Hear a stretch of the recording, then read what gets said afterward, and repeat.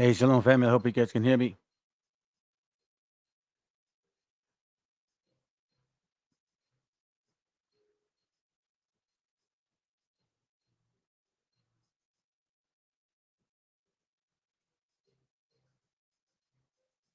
Hey, Shalom family. I hope you guys can hear me. Okay, I'm gonna give it some time.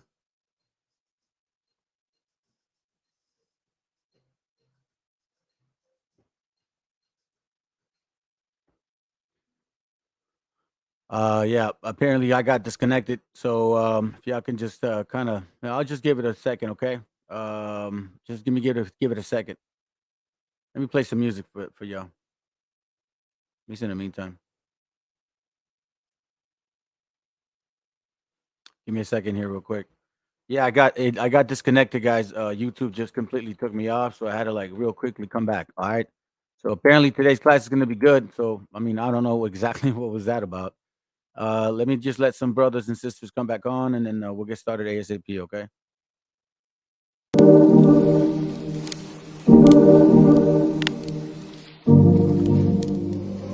Sinner made a bang.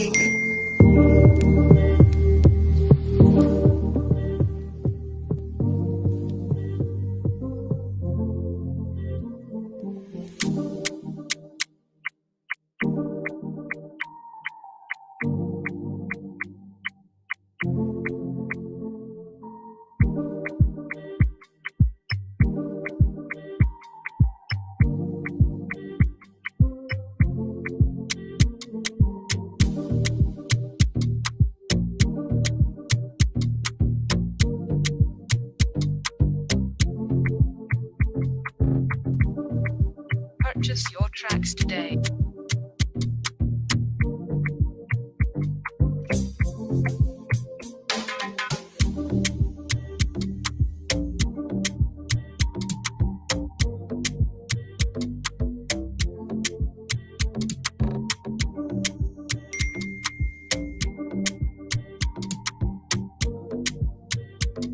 Sinner made a bang.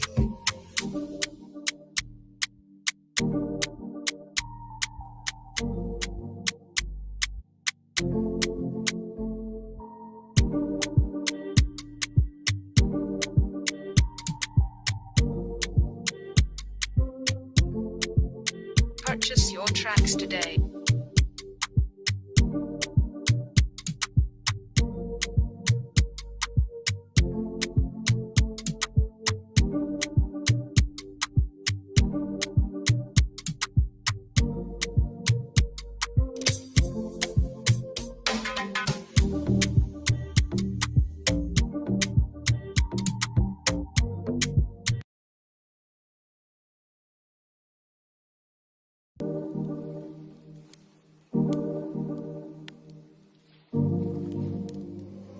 Sinner made a bang.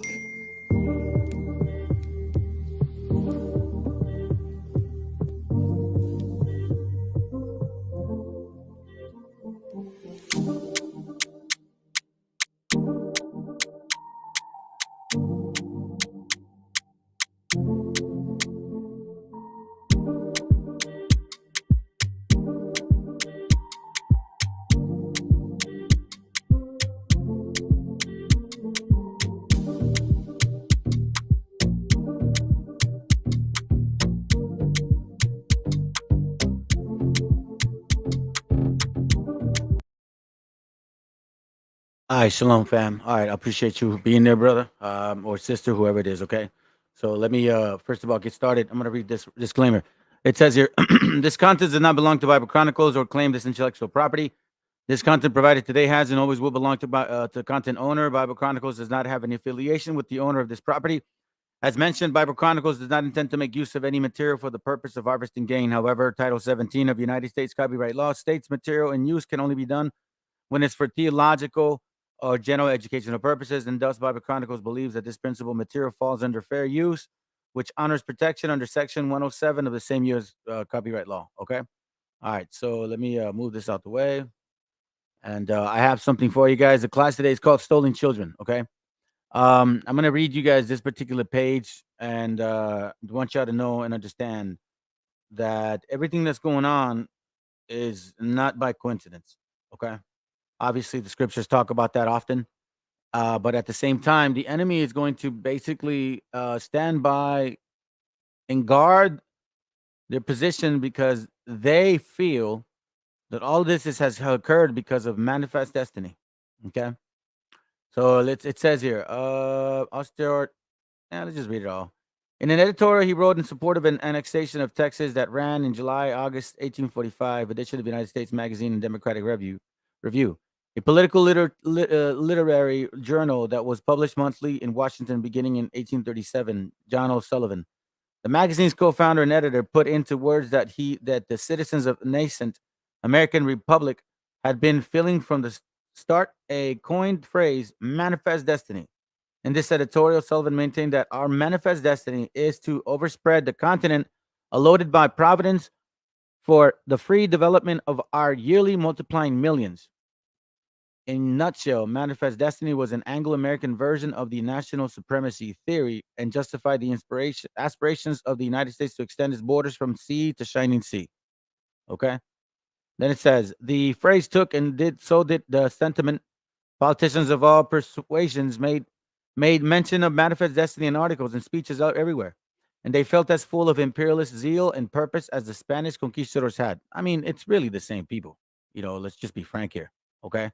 So when you look at the actual manifest destiny mentality concept, it's colonialism with that superiority complex, like multiplied times 1,000, basically. Okay, it says here, since the nation that suffered the most from this doctrine was Mexico. Let me read that on top. In the first half of the 19th century, the American Republic would work especially hard in manifesting its destiny. Acquiring Mexican territory seemed like a logical step in American expansion. Although the more extreme exponents of manifest destiny spoke of pushing America's borders as far north as the Arctic Circle, damn, and as far south as the Tierra del Fuego, several Mexican observers have remarked that viewed from the different perspective, manifest destiny could have been called Mexican fate, since the nation that suffered the most from this doctrine was Mexico. So as you can see, this manifest destiny is a very how can I say this? It's engraved in everything that they do. It's engraved in everything that they write. It's engraved in every particular piece of law that is being passed on and on and on. Okay. So let me continue with here. Here's the video that I have for you. All right, we're gonna stop it several times, so just bear with me, okay? If I start getting a warning, I'll just have to put it up or pull it out. All right, hold on, give me a second. Oh, we don't put it to the side, obviously. Let's see, hold up. All right, here we go.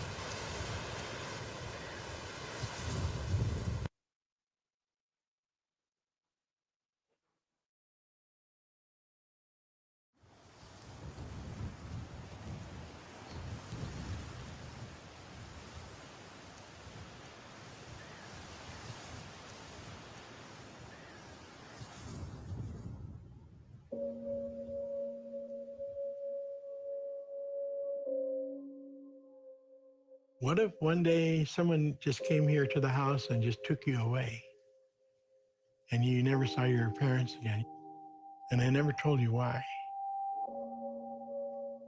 She was only 9, and my granddaughters will be 8 soon. So thinking back boggles our mind that this happened and what they had to go through. An Indigenous group in Canada says it's discovered 751 unmarked graves at the site of a former residential school. Indigenous leaders are calling it a crime against humanity, the second such discovery in less than a month. The Indigenous people from Canada, they always knew it was there. They said, you need to look to our neighbors to the south of us in the US. Things like that. It happened here. Kind of want to brush it aside. Hopefully it stays buried. Hopefully it's not brought out in the open that we've had those kinds of atrocities happen to us here in the United States. I've talked to elders who tell me that all the children in the village had to leave, and there was an eerie quiet in the village. There was no sound of children. The headmaster whipped my bare back with the rubber hose. I couldn't breathe, couldn't catch my breath. I passed out. Little boy said they had to hold me up for one more whip. Our stories need to be heard. This part of the United States history has to be told.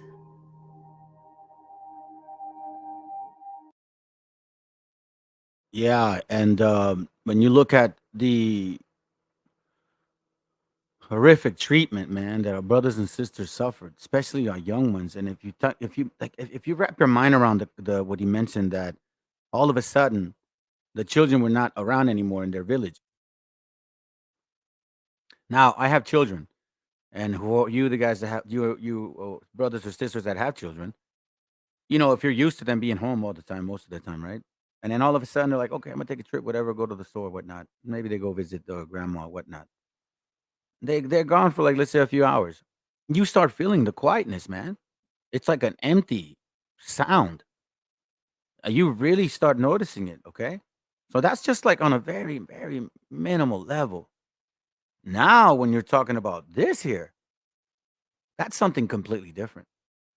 Something completely, completely different. Okay? So let's go to 4:30 now.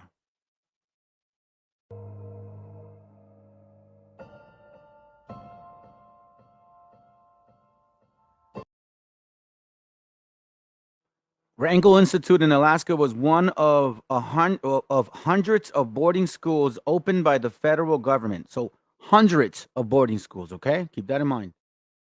Not just a few, hundreds.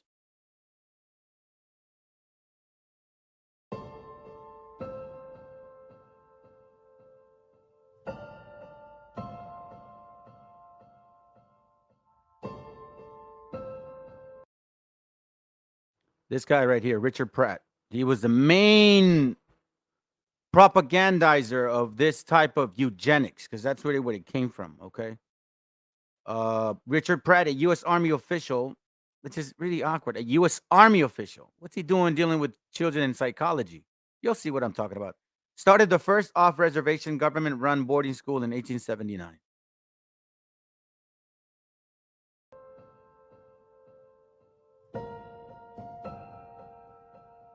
The government said that it was becoming too expensive to continue killing Indians. Let's educate them. Let's assimilate them. He was a rabid assimilationist. So it was, let's kill the Indian in them and save the man. The whole basis for his boarding schools was to get them as far away from the culture as he could. Forced assimilation and forced Christianity, the work ethic in a complete military style format.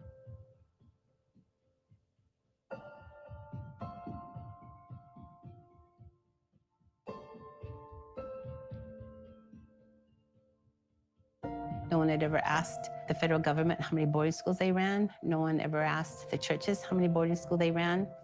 So I decided to dedicate as much time as I could to research how many boarding schools were in the United States. Just recently, I've come up with 406. 406 of these homes or boarding schools. If you multiply the average, let's say each one held about, I'm gonna do the least number. I don't know, like a high school, like a junior high, 1,500 kids, 400, I guess. Well, let's just say 450, rounded off. Well, not rounded off, but that's about 675,000 children. You multiply that by two, let's say the average child, that's 1.3 million potential children after that and after that. So that's why when you want to destroy a nation, you destroy their children, because then they can't produce. Or you destroy their mentality, and then they don't become who they are supposed to be. They go around calling themselves white, black, native, but not Hebrews. And I find this extremely disturbing, because we have this propaganda right now on TV about Hebrews to Negroes, basketball players, singers. All of a sudden now we got this big propaganda that's a big deal because they're speaking. But yet we keep finding children, our gente, Our little brothers and sisters. We keep finding them, and nobody gives a damn. Nobody says a damn thing. I'm gonna tell you something, man. It's not by coincidence that they're pushing this agenda, and it seems to be like, oh yeah, yeah, it's the righteous thing. It's not. I'm tell you that right now. Tell you that right now.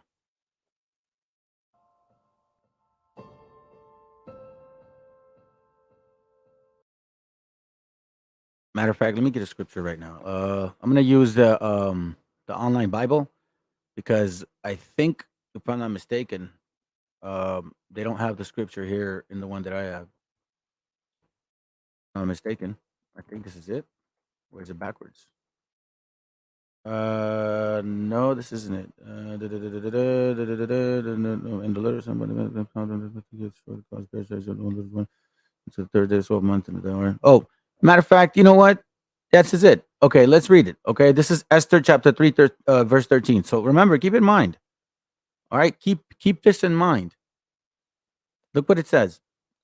And the letter was sent by post into all kings in providence to destroy, to kill, and to cause to perish all Jews or all you natives or you so-called Hispanics, both young and old.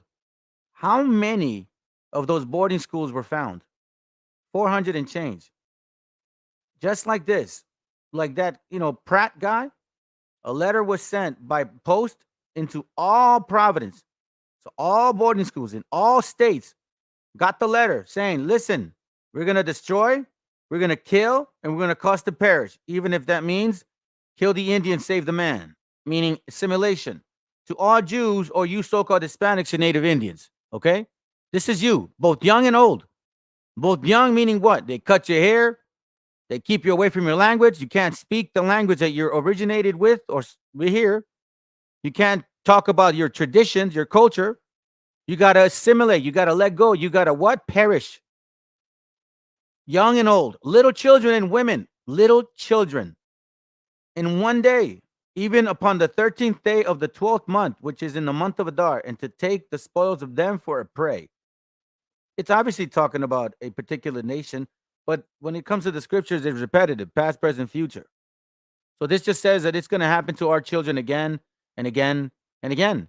And there'll be a letter sent to all the providences. Is it not what America did? Did they not send boarding schools to every single or almost every state? We saw it. She said it herself. She showed it. We're not. I'm not lying. Oh, hold on. Let's see. Let's see if I'm going here. Give me a second here. I'm gonna show you this real quick. Okay. Just so you guys can be mindful. Look at this real quick. U.S. to search former Native American. No, right now. Oh no, come on. Why? Why'd you do this to me now? It didn't even ask for that before. Let's see. Oh, man. Former Native American children remain. Let's see. U.S. search for Native American children. Search for Native American children.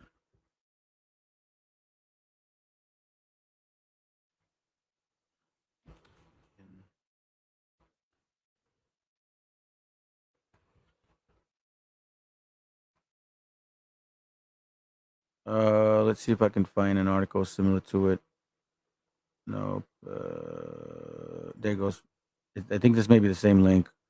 Hopefully, it takes me a different route. Secretary of Interior announces a new initiative that would delve into the records of federal schools to which Native American children were forcibly located 150 years. Okay? It says United States will search federal boarding schools for possible burial sites of Native American children, hundreds of thousands of whom were forcibly taken from their communities to be culturally assimilated in the schools for more than a century, meaning perish mentally. The Interior Secretary announced on Tuesday. We've heard this scripture before. It's what they call milk. Jeremiah 17:4, it says, and thou, even thyself, shall discontinue from thine heritage that I gave unto thee. And I will cause thee to serve thine enemies in the land which thou knowest not, for ye have kindled a fire in mine anger, which shall burn forever. As you can see, it says you're going to discontinue from your heritage. Now, we know that several of our brothers and sisters were scattered all up and down the Americas and to other countries as well. This isn't just happening here, guys. I'll show y'all too. Just like it's been happening since the beginning, it's still continuing to happen. Still continuing to happen. Let's see what it says. The initiative is likely to resemble a recent effort in Canada where the discovery of remains of 215 children at the site of a defunct boarding school rekindled discussions of the traumatic history and treatment of Native population. How thousands of indigenous children vanished in Canada. Look at that, man. I'm not going to pay for that. As you can see, it's disturbing. Let's go to 2 Chronicles chapter 2. I mean, yeah, 2 Chronicles chapter 33. What am I saying? Chapter 2. Verse 1, it says, Manasseh was 12 years old when he began to reign, and he reigned 55 years in Jerusalem, but did that which was evil in the sight of the Lord, like unto the abomination of the heathen, whom the Lord had cast out before the children of Israel. For he built again the high places with Hezekiah his father. For he built again the high places which Hezekiah his father had broken down. And he reared up altars for Baalim and made groves and worshipped all the host of heaven and served them. Do we not as a nation now, unfortunately, when we started falling off, are we not just focusing on the host of heavens, the moons, the stars, giving thanks to it instead of the creator? Yeah, remember that? Romans 1:18, it says, For the wrath of God is revealed from heaven against all ungodliness and unrighteousness of men, who hold the truth in unrighteousness, because that which be known of God is manifest on them, for God has showed it unto them. Right? It says, For the invisible things of him from the creation of the world are clearly seen, being understood by the things that are made, even his eternal power and Godhead, so that they are without excuse. There's a colon. Because that when they knew God, they glorified him not as God. Oh, really? Yeah. Neither were they thankful, but became vain in their imaginations, and their foolish hearts were darkened. So that's the unfortunate part, guys. You see, our children are being taken because we, instead of honoring the Most High, because that day when they knew God, they glorified him not as God. I'm sorry to tell you, but these are facts. It pains me to see our little brothers and sisters going through what they're going through. Don't get me wrong. It pains me a lot. But I know for a fact that it's a plague.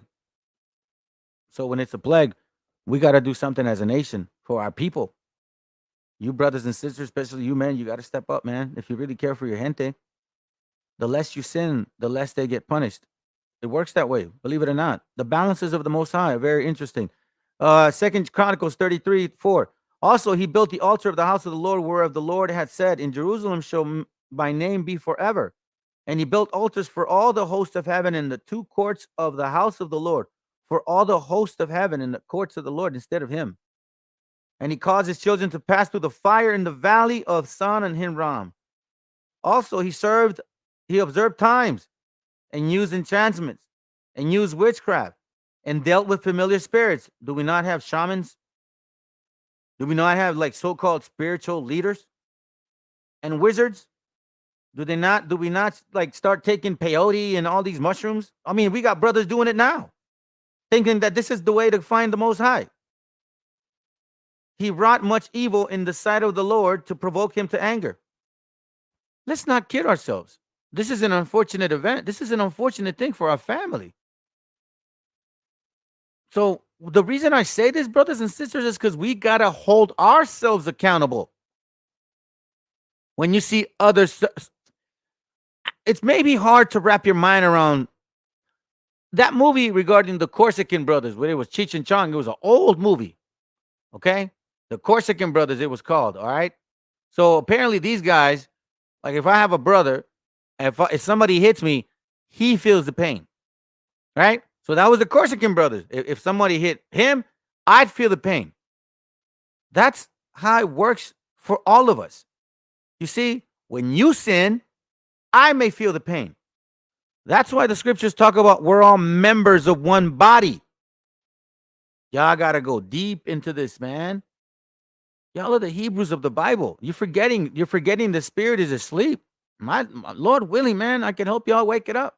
Or all I can do is give you the seed and the most high waters it. That's really the facts.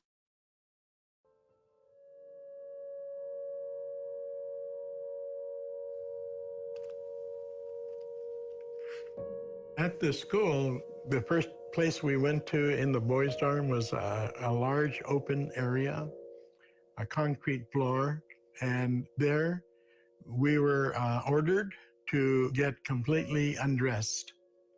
Many of us did not know each other.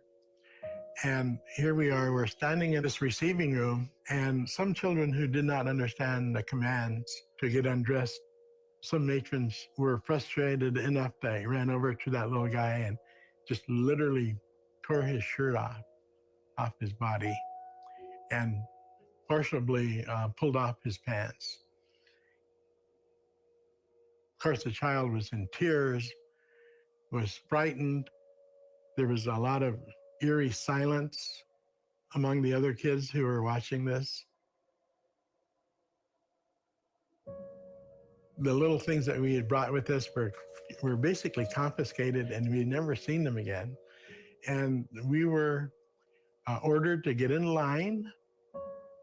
Each kid was assigned a 2-digit number, and that 2-digit number was written with indelible ink on our clothing. Here's one from 1960. My number was 68 that year. It was very dehumanizing to the extent that some matrons were fond of only referring to us by our number. We were handed government-issued clothing, and then we were marched off to our dorm rooms, which is basically a military-style barracks. We got settled in for the night. That's when some of them started to cry. It started off with little whimpers, little sniffles, but it caught on.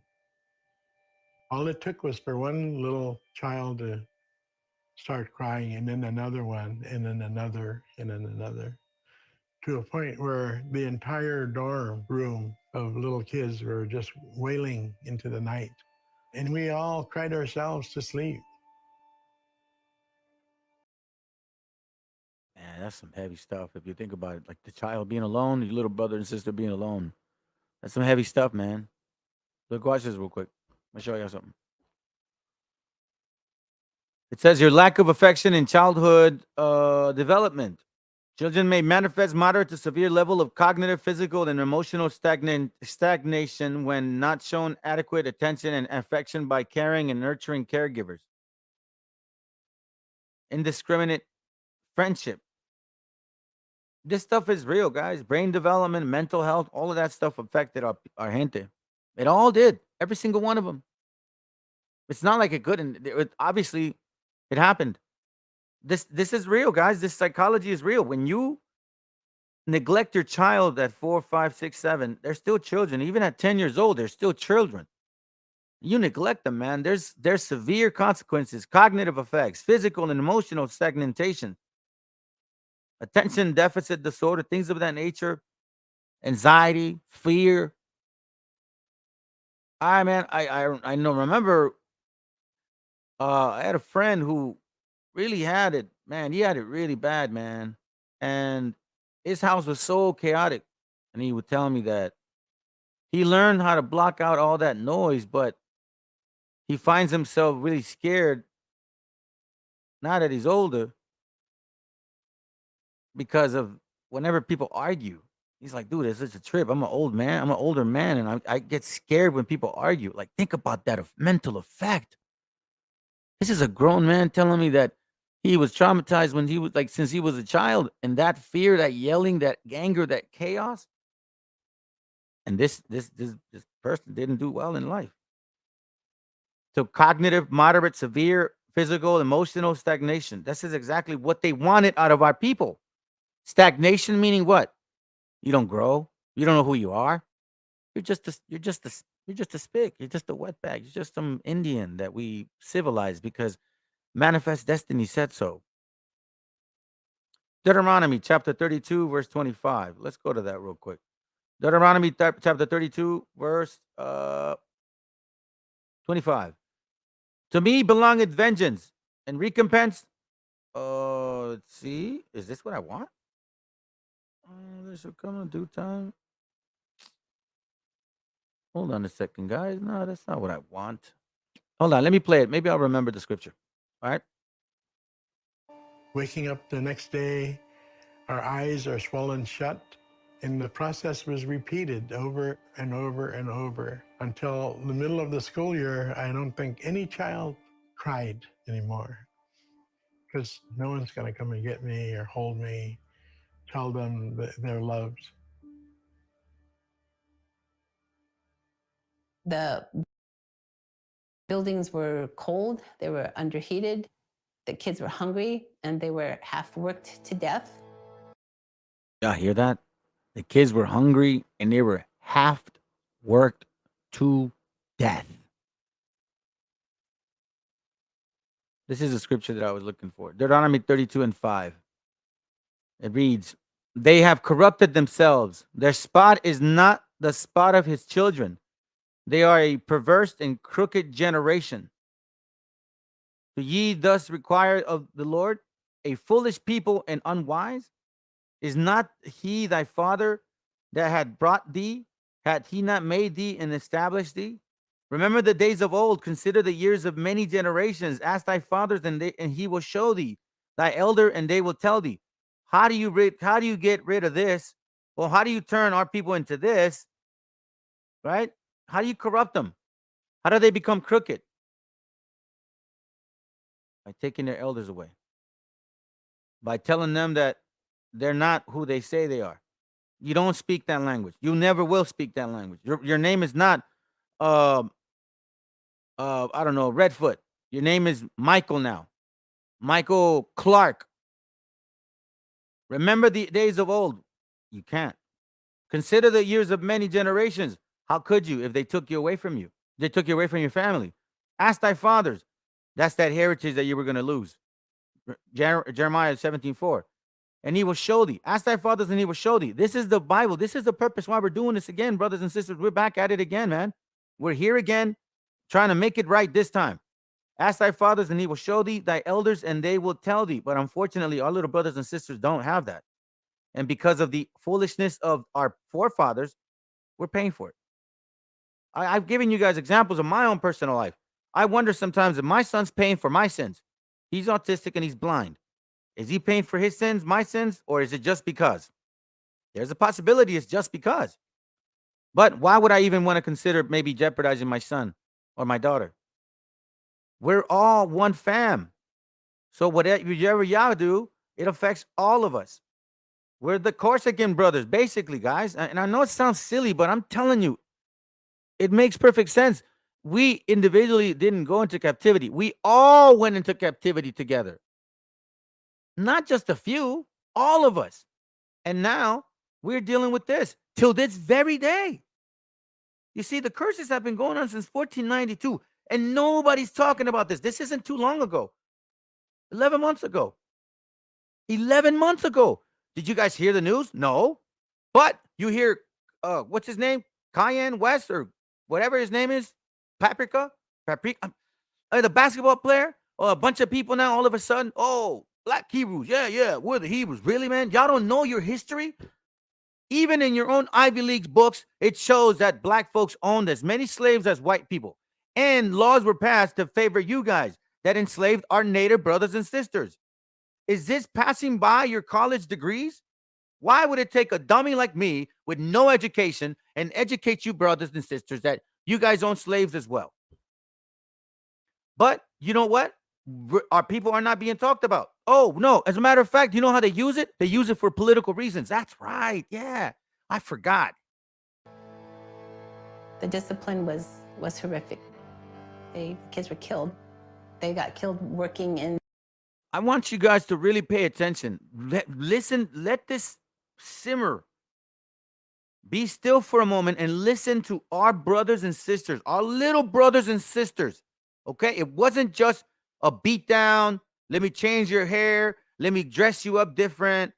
Let me teach you English. Let me let you know. No, it was a complete abuse of power, sexual molestation, pedophilia, the most gruesome, most nastiest thing you can imagine that our family went through. You guys need to really remember what's going on in here. Don't forget. And this is not talked about. But a basketball player does matter. He's never had it hard in his life. Give me a break. In the barn or working out in the fields, they were overcrowded. So they died of TB, measles. They died of typhoid, pneumonia, and the flu. I had a reporter ask me or say, well, the history of boarding school was written out of the books. And I said, well, it was never written in. It's not in any history books. My father was 9 years old and he was sent off to boarding school. This is Daddy right there. My interest in boarding school began. See that right there? When you think about her father went to boarding school. Boarding school. Let's go back to Chronicles. Second Chronicles, chapter 29. Verse 8 and 10, it says, Hezekiah cleansed the temple, right? Okay. So 8 and 10 says, wherefore the wrath of the Lord was upon Judah and Jerusalem, and he had delivered them to trouble, to astonishment, to hissing, as ye see with your eyes. For lo, our fathers have fallen by the sword, and our sons and our daughters and our wives are in captivity for this. Did they not, there are a lot of our brothers and sisters, did we not die by the sword? We also died by the famine, the buffalo, right? The massacre of it. Hey, check this out. That guy Pratt, right? So listen to this. I don't know. Again, this is my opinion. In 1870, I'm sorry, the Buffalo Soldiers show up. Throughout that century, for those 10 years, 7-8 years, there's a Buffalo massacre. In 1879, then this guy Pratt decides to take the children away. So you give a famine, you weaken the men, you take the children. If that's not methodical, and if y'all don't know what type of people we're dealing with, you guys better wake up. You guys better wake up, because our sons and our daughters and our wives are in captivity for this. Are in. You see that, guys? It says were. No, are in. Past, present, future. It's going to continue. Continue and continue. Let's continue with the video. Now we're going to go to 1240. All right, let's see. 1240. Here we go.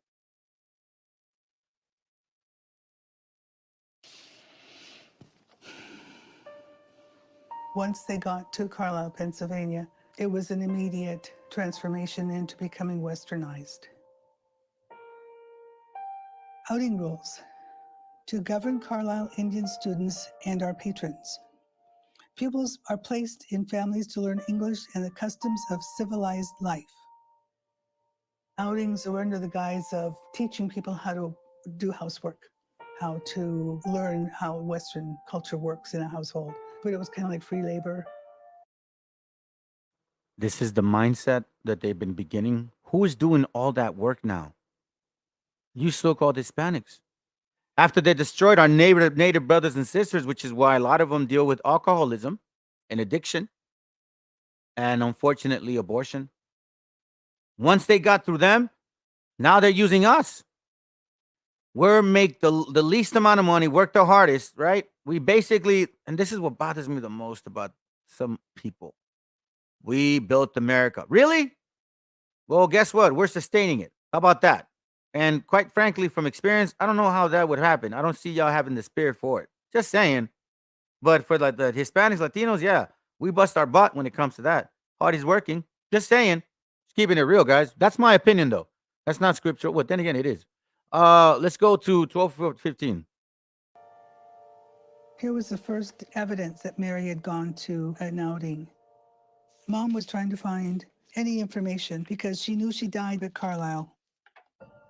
State of Alaska Department of Health and Welfare, 1967, 1985. It took a long time. This was over several years that she was writing back and forth trying to figure out who has what information. 1993. Isn't that what we're doing right now, brothers and sisters? Are we not doing the very same thing? Trying to find our forefathers? Trying to search who we are according to the Bible? They're doing the same thing. Right now is that time. The awakening is now. And you, each individual of y'all, need to study the scriptures in order to help our brethren. That's how I started. Literally in 2016, something occurred, and I'm like, you know what? I need to find out where I'm from, man. And I started trying to search down in Guadalajara. I was gonna go there and visit and all this and that and blah blah blah. And next thing you know, the truth came. Boom. This is the awakening right now. We're at the last hour, man. I'm telling you. June 2008. Mary Kinnock. And she finally found those two pieces of paper that said she had been there and she got sick and died. Confined to bed in hospital for past 2 weeks, irregular temperature, weakness, and emaciation. My cousin's a family medicine doctor. When he read that, he said she must have had TB, just by that little bit of a description.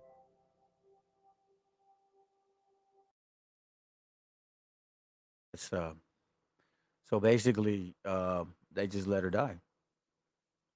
Second Maccabees, I'm telling you guys, it's repetitive. Second Maccabees 6.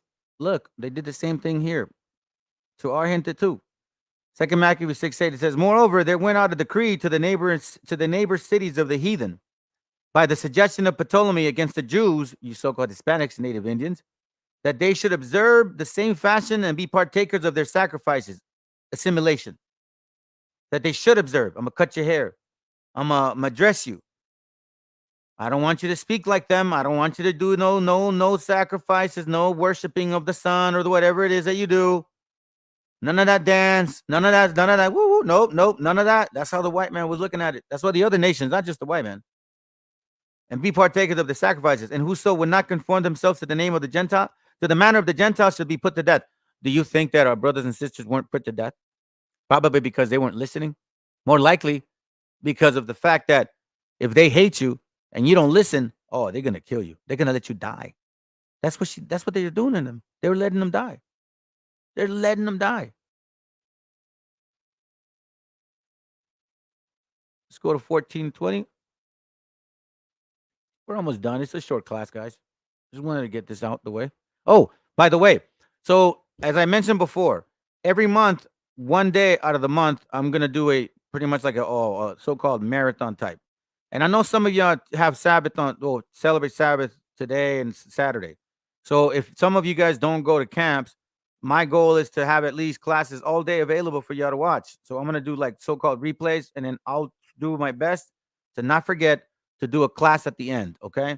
Because last time I said that and I didn't do it. So, anyways, that's why I'm doing a short one right now. So I want to get ready for tomorrow. Okay. So anyhow, it's just gonna be once a month, brothers and sisters. All right. So if you guys want to stick around, man, I'm talking about like 12 hours from 6 a.m. to 6 p.m. Okay, until the sun goes down. For the purpose of I'm trying to come to a middle ground. You know what I'm saying? So if you guys are staying home, well, hey, let's study together. I don't celebrate Sabbath like today, but I care for y'all brothers, man, and sisters. So let's try to come to an agreement and celebrate it together, and at least we'll study all day. All right. So let me continue with the class. It's 12. Let's see, 13. Where we got 1420. All right. So we go here. All right. Here we go.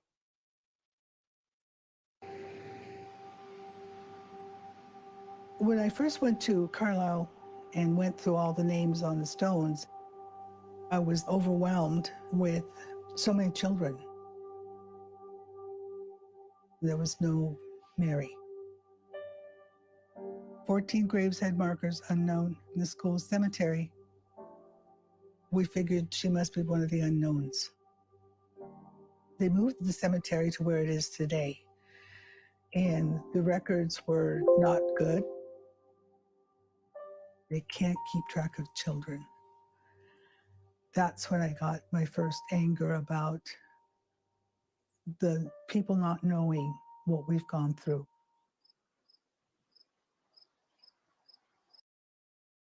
And that's the point, guys. That's the point. Nobody cares. You don't see this publicized. You don't see people jumping on it. You don't see any camps making any videos about the so-called, I'm gonna call you so-called Northern Kingdom. Maybe a few. Maybe you get one a month, right? Like the so-called white man does it. We get a month a year. Wow. 1 month a year. Sorry, I was thirsty. Watch this, guys. This is the unfortunate thing. Because it's our children that suffer. Let me tell you something, man. The people that are ignored the most, believe it or not, are children and older people, older folks. That's the sad part. That's why they get along. I guess maybe that's why. Leviticus 26:39 says, "And they that are left of you shall pine away in their iniquity in your enemies' lands, in your enemies' territories, and also in the iniquities of their fathers shall they pine away with them." You see what I'm saying? That's why you got to be mindful of your actions. Everything matters. Whatever decision you make matters. Whoever's involved with you matters. Every decision you make matters. So every sin you commit matters. We got to be mindful, and we got to start thinking of other people, not just ourselves. Look, this stuff never ends. You see our native brothers and sisters, man. But to this very moment, we're still wondering about these kids. Watch.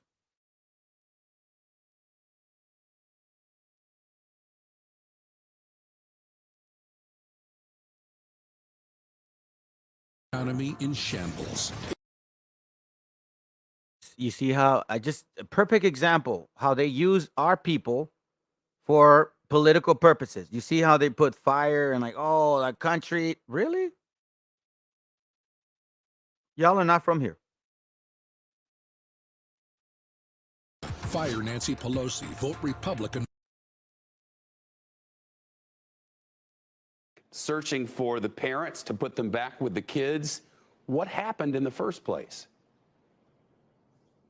Shep, thanks for bearing with me. So in 2017, over 1,100 families were separated when the parents crossed the U.S. border, and the Justice Department began prosecuting all of those parents, something that had not been done under prior administrations. What happened, though, is we didn't really know that those parents had been separated until this became a national issue in 2018 when the number.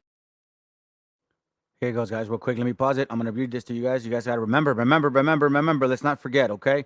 Deuteronomy chapter 28, verse what? You guys know? Verse 46, I believe. Yes. "And they shall be upon thee for a sign and for a wonder, and upon thy seed forever." Forever. Hold on, okay, guys. Let me not scare you. I got a recording here. That's right. Let them know, Ak. Let them know. I was just trying to be funny. It's not really funny, guys. But, I just find that very difficult. That it is happening again and again and again and again. It happens to the native brothers. It happened to us down south. It happened to us right now. It happened to the so-called Mexicans. Now it's happening to the Peruvians. Now it's happening to the Bolivians. Now the Guatemaltecos. Now the Hondureños. Now they're coming over here, and it's happening to them. And it's happening to all of us. Every single one of us. And there shall be a sign, and they shall be upon thee for a sign and for a wonder, and upon thy seed forever. Like right now, we're like, man, why does it keep happening to us only? Oh, scratching our chest like we're crackheads. Why does it keep happening to us? Guys, because you're the Hebrews of the Bible. Come on. Numbers surged. So for those who were separated in 2017, they were deported in large part before anyone even knew they were separated. Now there are lawyers that have been appointed by the court to go track down these families. But for parents of 545 children, their parents, at least 2/3 of them, have been deported, and the ACLU cannot find them to even give them the option of reuniting with their child, bringing them home, or making sure that they're safe in the United States. But the White House claims they don't want their kids back. And I suppose that could mean my kids are in a better place. I'll make this sacrifice, but. You guys hear that? They said that the parents don't want the children back. Basically, they're saying that we're savages. Only savages don't want their children back. And the so-called white man said that we don't want our children back. In other words, we are savages. We think like animals. Those are subliminal messages. It doesn't get any more clear than this. Does that add up? Well, first of all, we don't know what these parents want because 545 of them have not been contacted. And that's because when they separated them, they didn't keep track of them. They didn't keep track of where these people were going or being able to pair children and adults together. So the decision that some parents have made who have been reached is they say, I would rather my child stay in the United States than be deported back to the very conditions that we were fleeing in the first place when we decided to come to the US border. These were by and large asylum seekers. And so some parents have made that decision. Now, what the ACLU is arguing in court is that these parents should have the right to come back to the United States, reunite with their children, and go through the asylum process together as a family. Wow. Julia Ainsley, the reporting is. Yep. Watch this. They have tons of children. Children are still being separated from their families at the border June 23rd, 2020. That's not too many months ago. An estimated amount, let's see, it says here, though family separation is no longer explicit used as a weapon, it was used as a weapon, in U.S. immigration policy, it is still a horrifying result. Over the past decade, hundreds of thousands of children have come to the United States without their parents. Let me continue. And we have not built a system to receive them with compassion and respect. In fiscal year 2021, a record of 122,000 children were taken into custody without their parents. By far too many of them could have safely remained with their parents and other family members of the better system, policies, and practices. Where are these children? Where are they? Where's the news? Huh? Where's our basketball player? Huh? Are you gonna go and say, yeah, you so-called Hispanics too? Yeah, that's right. Hispanics in the what is it called? Hispanics to Hebrews. The H and H. No, they don't give a damn. Because you guys are the real Hebrews. And they're gonna do everything possible to keep y'all asleep. Let's go back to the other video. This one. Let's go.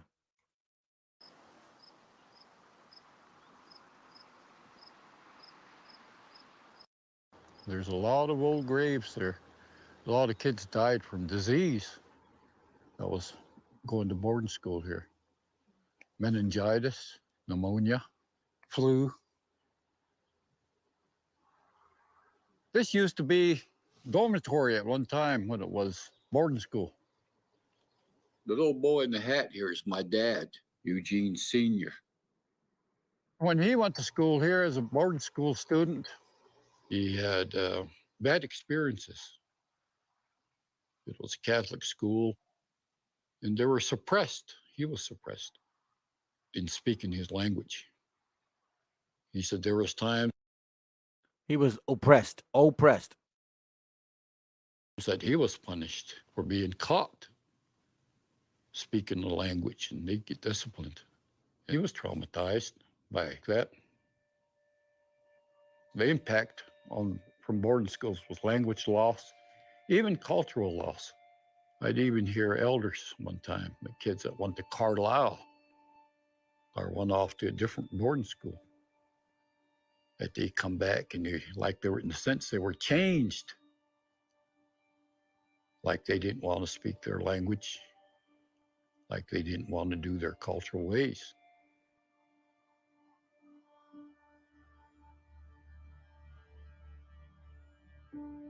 The overwhelming thing that all matrons looked out for was to make sure that no child spoke their language.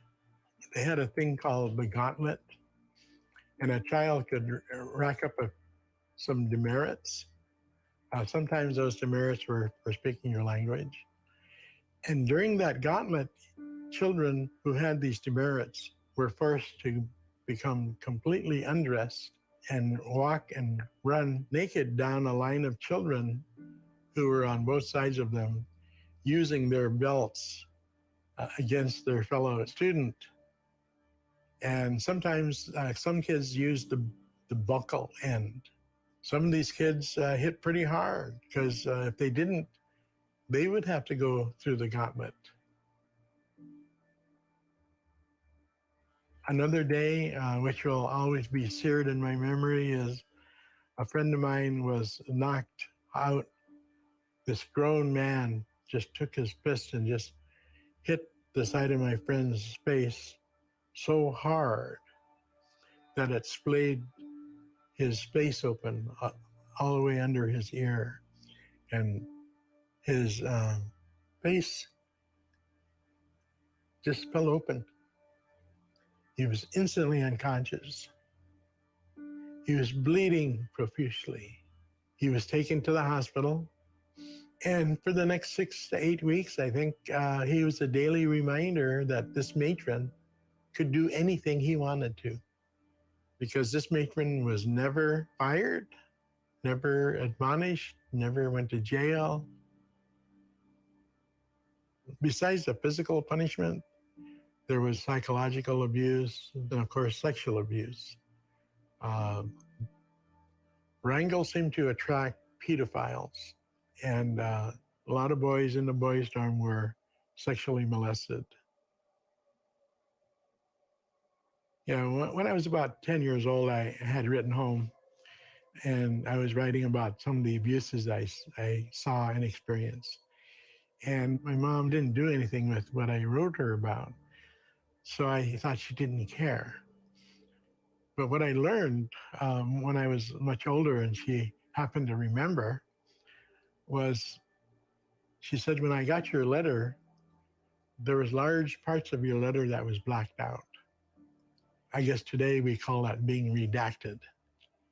So a lot of the things that I talked about, my mom could never have known about because it was just blacked out. That's wow. He treated them like military. I'm sorry, military like jail.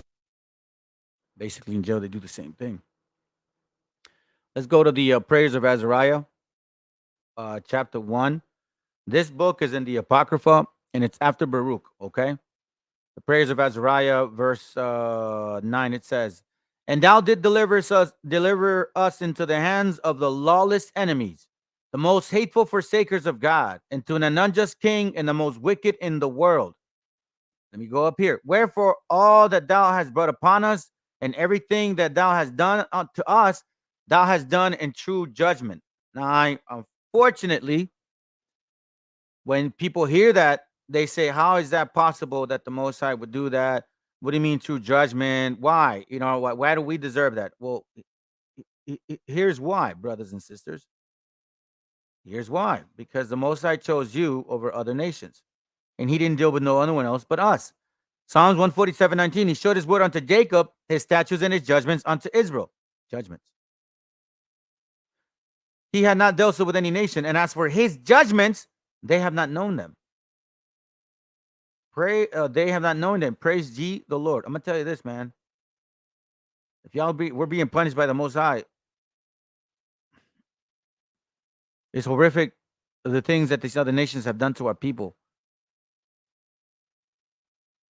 It's kind of like, you love your children, man. You're gonna punish them because you don't want them to make mistakes. You know what I'm saying? Most High is no different. Daniel 9:11, it says, "Yea, all Israel have transgressed thy law, even by departing, that they might not obey thy voice. Therefore, the curse is poured upon us, and the oath that is written in the law of Moses, the servant of God, because we have sinned against him." And it says here, "And he had confirmed in his words, which he spake against us, and against our judges that judge us, by bringing upon us a great evil. For under the whole heaven had not been done as had been done upon Jerusalem." So there is no other nation that has gone through what we go through till this very day, since 1492. Here, I got a page here for you guys, and then we're gonna finish. This is from that wretched of the wretched of the earth, page 23 and 24. Watch what it reads. Let me borrow it. Hold on. 23 and 24. Let's see.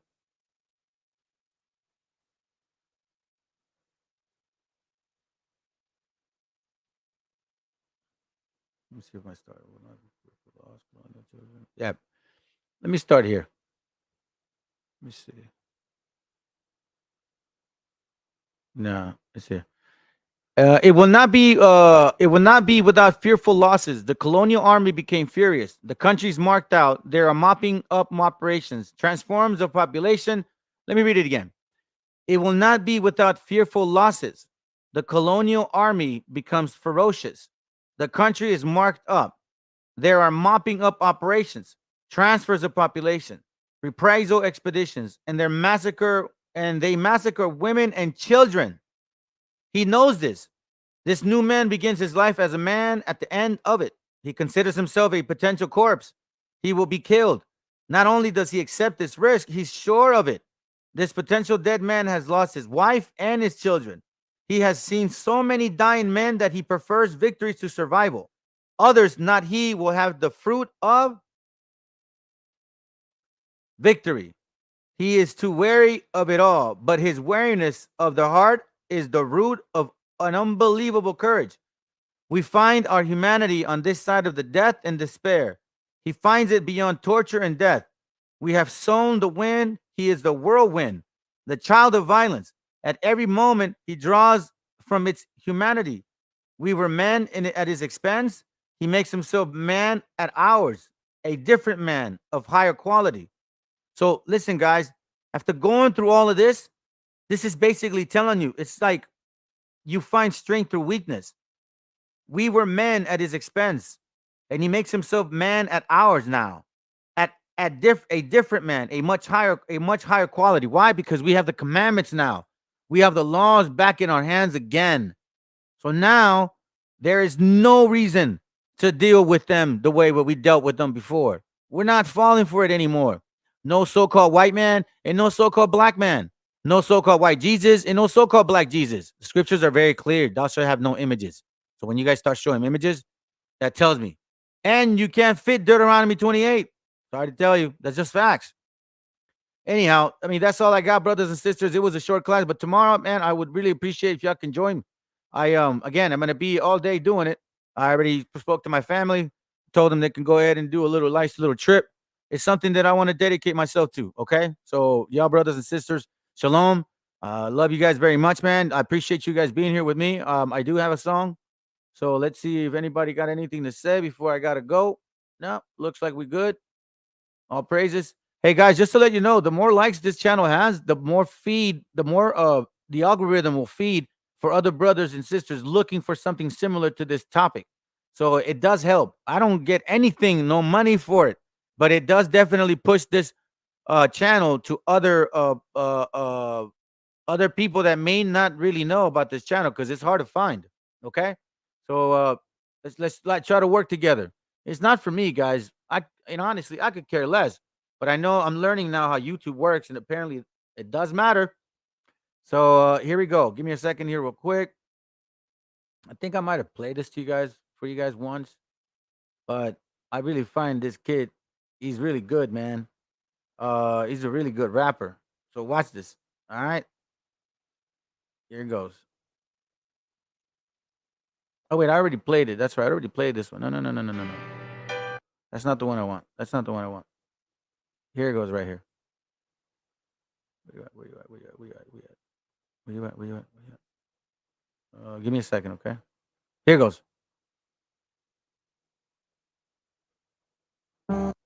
Give me a second here, guys. Hey, shalom, fam. All right, and again, I don't celebrate Sabbath, but if you guys are celebrating Sabbath, man, happy Sabbath to you and your fams, okay? Again, tomorrow all day, 6 a.m. all the way to 6 p.m. All right, if you guys can join me, that'd be great. Stick around. These several classes. Yeah, man. This is 4 Elements. All right. The gangsters of the soul, motherfuckers. Cypher, volumen 1. He sentido miedo por verme desolado. He tocado el cielo por teneros a mi lado. He dicho te quiero a quien me ha traicionado. Pero nunca ha sido malo, eso lo tengo bien demostrado. Muévelo, bailalo, el sonido tómalo. Cántalo y con tus amigas gózalo. Body, body, body, body, así que apréndelo. Estamos envueltos en llamas, DJ, gózalo. Hey, nego, track over track, in a made a boom bap, but don't stop, a record up, a nigga coming to the top. All of them, fire burn them for the club. Keone in the area is the only general. Track over track in a made a boom bap, but don't stop, a record up, a nigga coming to the top. All of them, fire burn them for the club. For Element is the only general. No pueden competir contra esta fiera, tan distraído me vi mordiendo las barreras. Sufre menos quien nada espera. Aprendí mirando, me empecé a buscar ahí fuera. Analiza menos, soy cualquiera. Guardo mis demonios, lloraría si los vieras. Pero los tengo bajo llave. Quizá conversemos durante la noche, ellos tengan la clave para escapar de mí mismo cuando no puedo salir y me precipito al abismo del fatalismo.